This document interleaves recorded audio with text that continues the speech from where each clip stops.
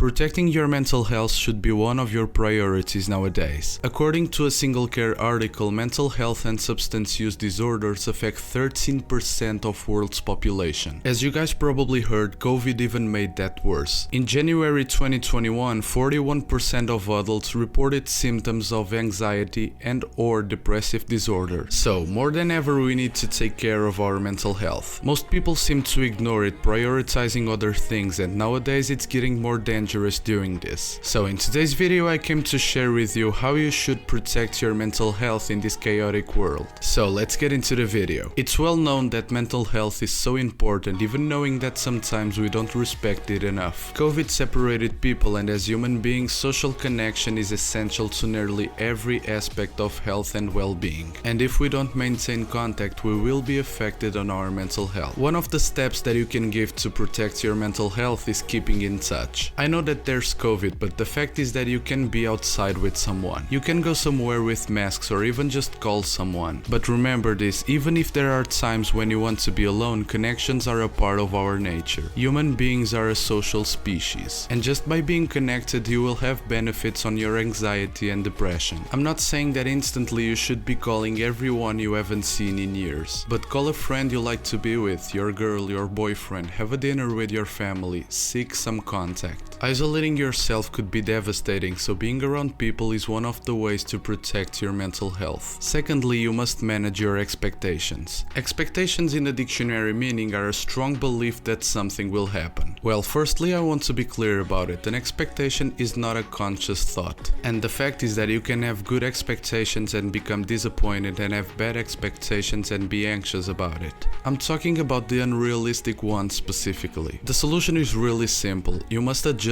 your expectations. And I'm not saying for you to expect always the worst. I'm saying for you to rationalize your expectations and work towards the next adjustment. Let's say you want to be an NBA player, and let's say you're 5'7". The odds are against you. It isn't impossible, but you'll have to be aware that you'll probably have to work a lot more than the other players. Do you see what I mean? Unrealistic expectations create anxiety. Adjustments throughout the process create progress. Always remember the difference. And thirdly, you must manage the uncertainty being present. Of course that this world is uncertain, anything can happen. The internet is getting bigger when we thought it couldn't grow anymore. Metaverse was created, fully electric cars, space trips, and I could continue on and on. But that doesn't mean that you should live with regret from your past or be anxious about your future. Because doing only one of these things, you're wasting the only thing we have, the present. The past is gone and life owes you nothing. So don't be sure you're going to be here tomorrow, because you might not be. Enjoy your life, be more present, get out of your routines, make your life a little bit better, a small step at a time. There are meditation practices that help you to be more present. Mindfulness has a lot of meditations to help you with this purpose, for example. If you want me to make a video about it, hit that like button and tell me in the comments. And the last one is more about your physical self, but it has a huge impact on your mental health. Get plenty of sleep and exercise. I know I've mentioned exercise in a lot of videos for a lot of different topics, but the fact is that exercise has so many benefits that not practicing is wasting a great opportunity. You don't need to run a marathon every day. Exercise can be done with 150 minutes of your time per week according to the guidelines. That's 2 hours and a half per week. This means 30 minutes 5 times per week.